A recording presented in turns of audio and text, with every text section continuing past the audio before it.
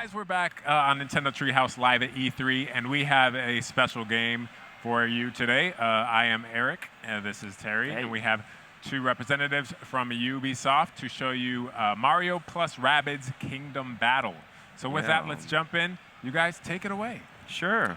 So thanks a lot. It's a pleasure to be here. Yeah, thanks again. So we're super happy today as well because we're going to show something special that we didn't show anywhere else. So it's a first as well to reveal that today. So we'll go step by step, but yeah, we wanted to give love and more content as well, and just a sneak peek into the storyline and even a boss fight. So again, Mario plus Rabbids Kingdom Battle is a tactical adventure with the Rabbids and Mario. And already we see a new character on the screen here with Luigi. As in the first part of the demo, even yesterday that we saw, we're about to unlock Luigi, and now it's done. So yeah, so we'll jump a little bit later into the first world. So it's still the beginning of the game, but we felt it was a cool spot to show a bit more advanced elements compared to yesterday. Yes. All right. So that's one of my favorite things about this game is how deep it is. Yeah, so we're super excited to show yeah, those elements, and you'll see it's a nice wrap-up like yesterday, but this time with some new elements. So yeah, so that's the Jenga tower that we call. The sun is going down, and it's at the end of the first world, and we can talk about a bit more about the verticality of it. Yeah, this one was it's nearby the end of the first world, and it's really quite different compared to the rest of the game, because instead of being developing horizontally, it goes up vertically. So it's just a small proof of the mess, the twist in the Mushroom Kingdom that Rabbids Arrival created. And it's a very interesting level design, because you know very well that in our game we have weapons that can use special powers that we call super effect. Right. So you can plug into the weapon those super effects, such as the bounce and the push. So being this a tower that is almost about to crumble and goes up into the clouds, it's super easy to use one of those power and push or bounce enemy out of boundaries. But the fact is, even the enemies can do it on you, so you have to watch out. And when players will arrive at the top of the tower, they will see that there is something strange, like, there is a chapter in front of them with a scroll that is gold and black, so maybe something big is about to begin. So in that case, it's better to be prepared. And what Xavier can do is go inside the Battle HQ and set up his team, select the weapon, and have fun with the skill tree, which is going to be fundamental. Players can also decide which kind of heroes they can select, and as each hero has its own ability and skill, it's fundamental, we'll say. No? I don't know which is your preferred team, Xavier? Yeah, I already started to select it. I really like Luigi. Like Me too. We saw a little bit of that yesterday, but his health point is really low at this part of the game compared to, for example, Rabbid Peach. But he's really good from far and doing far distance damage. So it's a longer range guy. Yeah, and we see here, for example, Rabbid Luigi that we won't choose today for the fight, but started to have the Vampire Dash, 30 damage. So it's the highest dash damage that heroes have at first with this crew. But he also add Vampire effect, which the enemy become vampired, and then every time you hit the enemy, you get life. Even if Mario is shooting him or Luigi, you're going to get life. So it's a life pool, which is quite interesting. So he's really this little guy. It's very strategical, because you use it on some enemy, and maybe all your heroes can shoot at him to recover part of the damage dealt on the enemy. Right. Yeah, so you'd want to, in your turn when you're in battle, like use him first, so you use that status effect, and then your other heroes could benefit from it. Absolutely. And then we have the second part of the preparation, like Davide was saying. It's all about the weapons. We have more than 250 type, and different weapons. So really went far into putting different stats, different elements. Like, the bounce effect is my preferred bounce. Super effect, because it bounces the enemy away potentially of the battlefield, and you have added damage, and it's like in Mario Kart, when you get out of the road, and so this approach is just super cool. And if you add that to, I don't know, you burn the enemy, and then with your second character, you just bounce the enemy away. And it works on mid-boss as well, so it's really, it's awesome to see on the screen. Yeah, especially if you have certain enemies that are rush-type enemies and kind of rushing at you, and you need to keep that distance between them. Yeah. Absolutely, and you can use those super effects in combination with the techniques.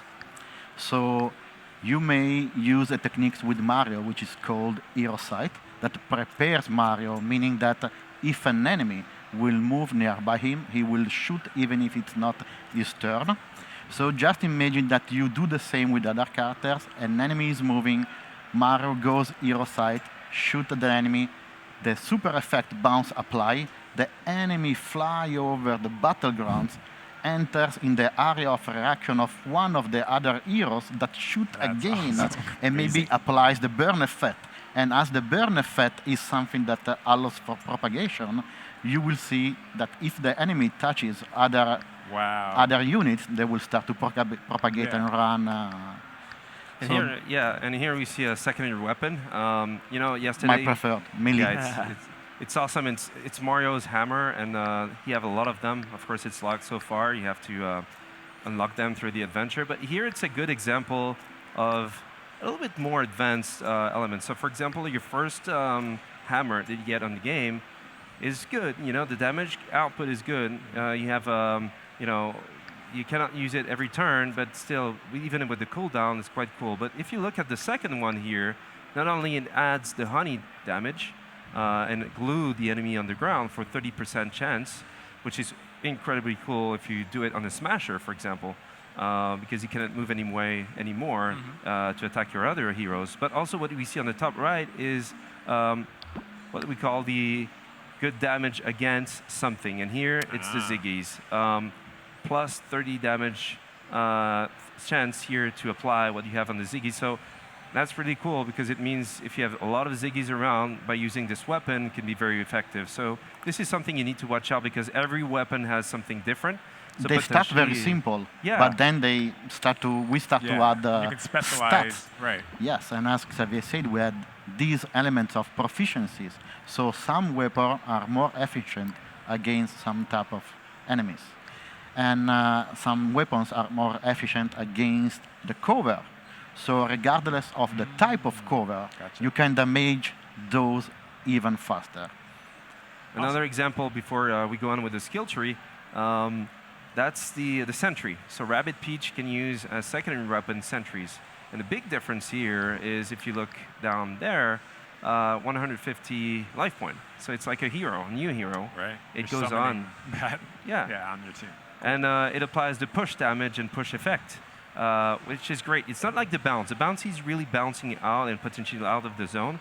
The push could do the same. You could be push out the zone itself, but you can also push another enemy behind, so it's like a domino effect. Yeah. So it's quite effective here.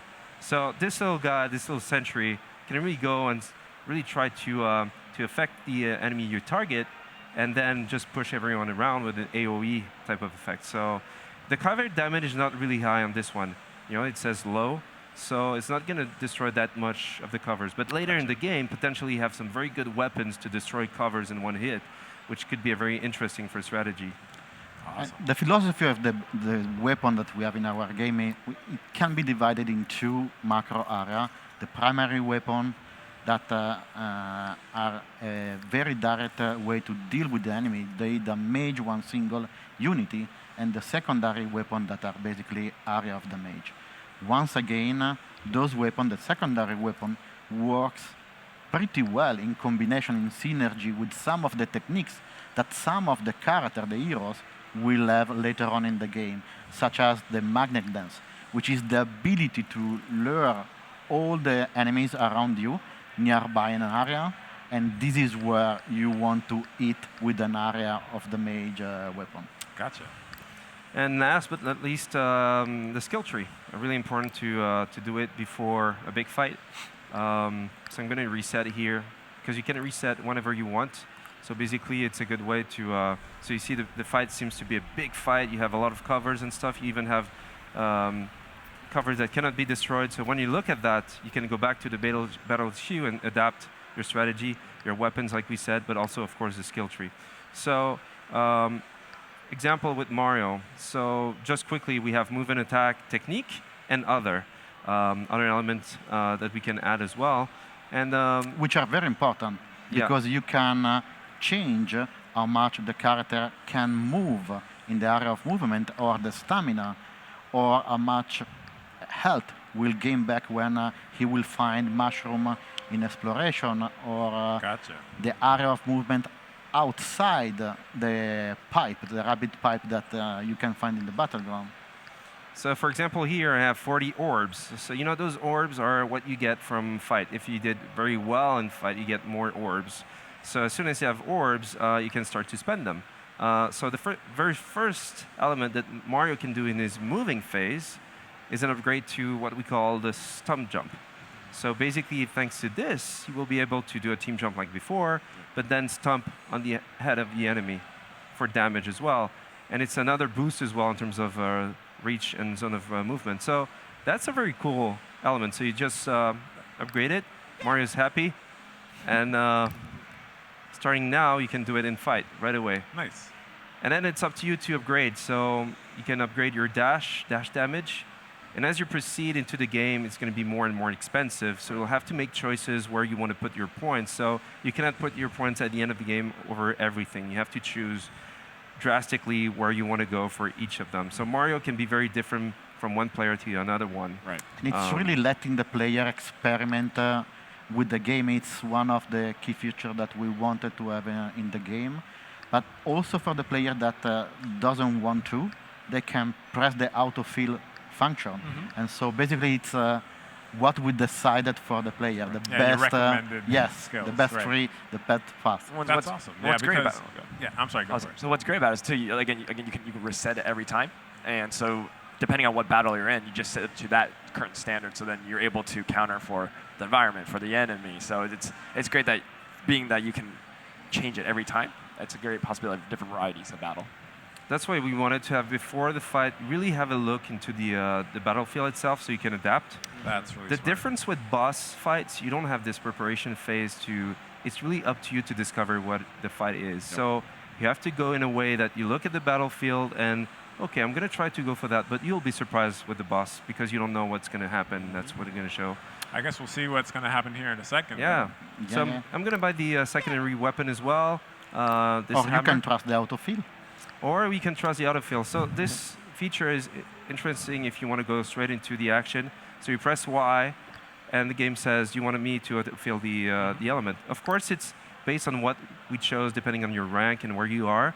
But of course, it's something that maybe is not totally connected to what you would do. But you can have this option as well. So let's go. Can't wait. Pretty excited for this now. Let's do it. So they just arrived on the top of the tower here, so we can talk a little bit more about the story.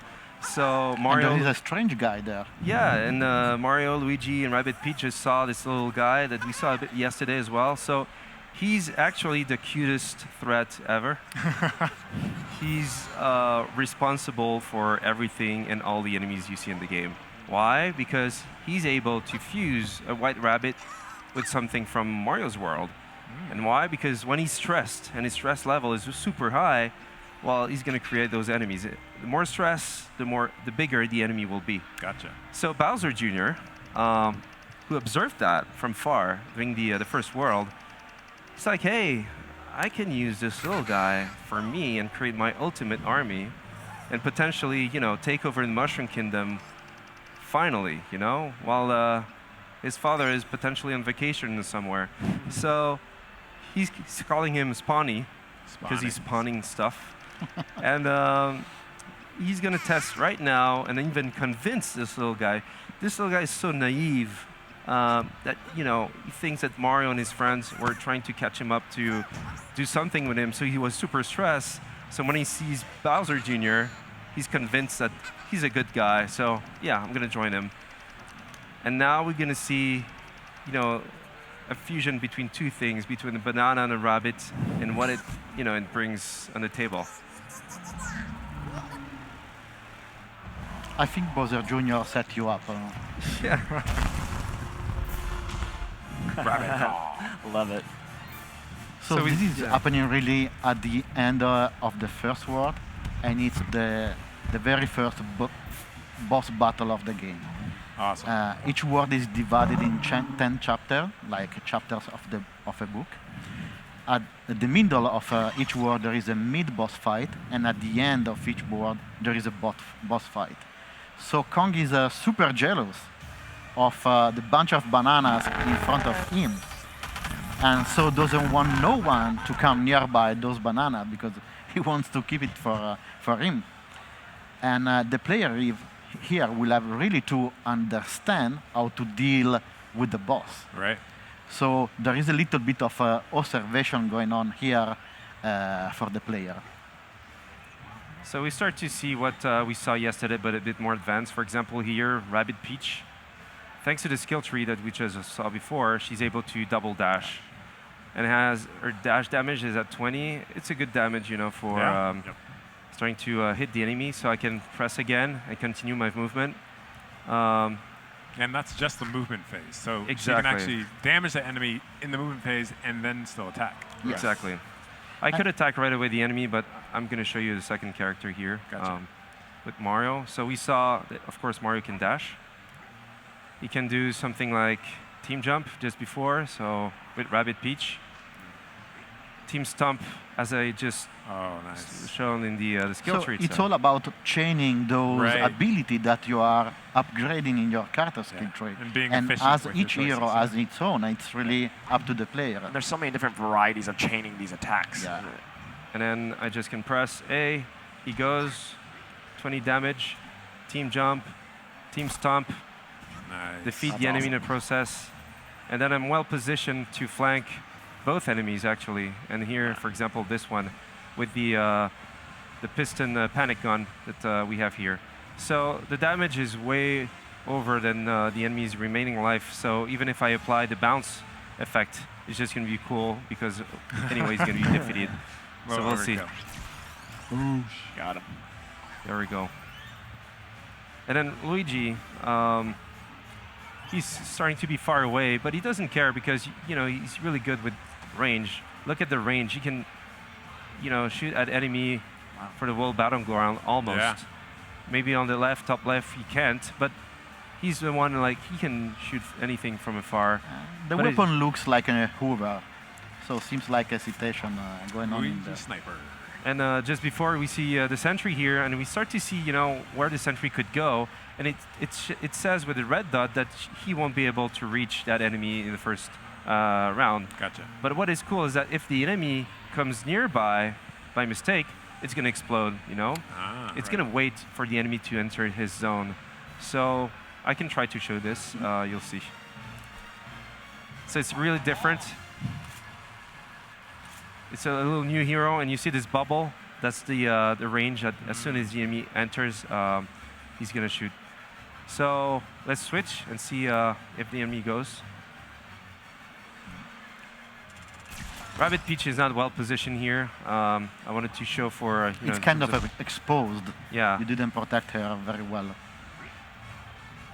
And now the sentry can go and continue and do that damage. And you see the cover damage was not great, but still it worked. It worked, and so I'm gonna show the hammer that we bought in the skill tree as well here with Mario, even if it's not needed, as the enemy is almost done. But you see what we saw there was the zone of attack, so anyone around would have been shot. And as I did a lot of damage, a lot of points can be taken. Awesome. So that's pretty cool. So one thing, I will try with Luigi. yeah, we can show Rabbid Kong in the past. So in the background. So this is just the first phase. We won't show the whole thing because it's a bit longer. But the thing here with him is that even if I can reach him, like I'm going to do here, it's going to do some damage, but not really. Because every time he eats a banana, he's going to get his life back.